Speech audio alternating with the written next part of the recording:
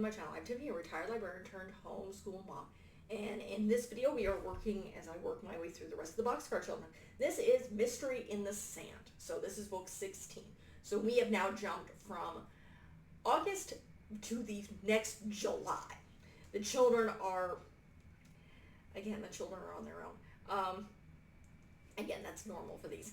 So their Aunt Jane and her husband, whose name I can't remember, they married in the, let the children stay in their mobile home on the beach this summer. And the children meet up with a man by the name of Mr. Lee, who's using a metal detector.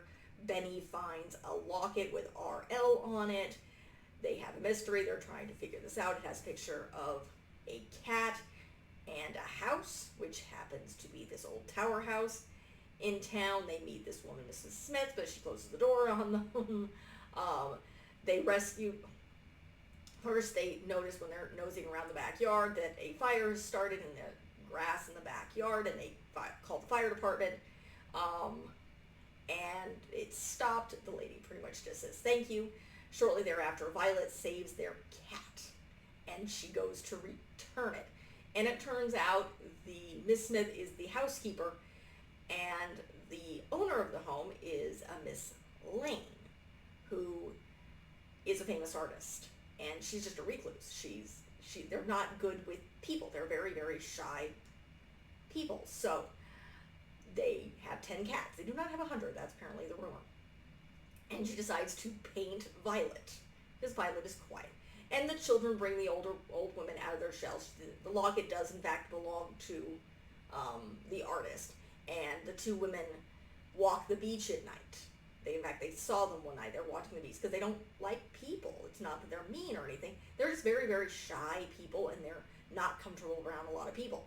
So they walk at night to get exercise and fresh air. And eventually they befriend these women, as they do, and they bring them out, and their grandfather comes to the last day of their visit and trying to convince the woman to do a show in New York. And that is the end of the story. Yeah, it's again, these are very, very simple. They're very, very light, easy to read. They seem to be getting lighter as the book series goes on, because the last couple of books has been very, very simple. There's no real sinister thing going on. They're just two very shy women who live in an old house with a bunch of old cats, stereotypical old spinsters with a bunch of cats. Ooh. In a fancy old family home. And the man with the metal detector turns out to be a famous mystery author who knew who they were.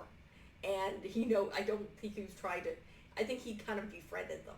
So it's very, very, it's very interesting, very light, very simple. But again, it's less unusual now that the children are staying in the trailer, because again, the children are older now.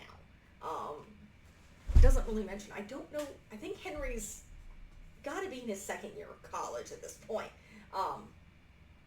So he's in his late teens. The sisters have got to be closer to that age. It does not mention it. Again, a lot of these stories are now taking place during their summer vacations. So, great, simple book. Again, there's simple illustrations in here. Let's see if I can find one of the illustrations. Here we go. Gentleman with the metal detector. The children kind of mistake it as a cane, and that's Benny. As you can see, he's much, much taller than he would be. Though it does show him looking pretty small in the front of the book. He doesn't look like he's got to being at least 12 by this time in the book series. And their dog is not with them for some reason. I'm guessing the uncle didn't want Watch in there. Trapped in a trailer in the mobile home with the children. In fact, I'm going to see if there's a picture of the mobile home in this, because again, this book is old. Yes, so that's the mobile home as they're describing. And that is showing Betty, who looks kind of older. But nonetheless, great, really simple book. It's about, how long is this? Yeah, very similar to the last one. It's got a few paragraphs on page 127, but it's mostly 126 pages, so you can see that. So, simple, easy, great introductions to simple mysteries. Again, not as much, no real controversial stuff going on in this as as opposed to some of the earlier ones.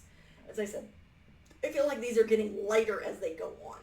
So, that's the end of this review, because there's really not much else to say about these books.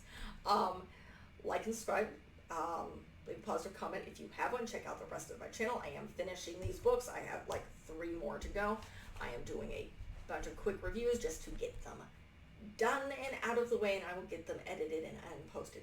This is the 5th of July, so I will be working on some other stuff, getting caught up on the mystery media, and then getting into the other stuff. Again, I am a little bit behind, so I am working on trying to get these things up and running.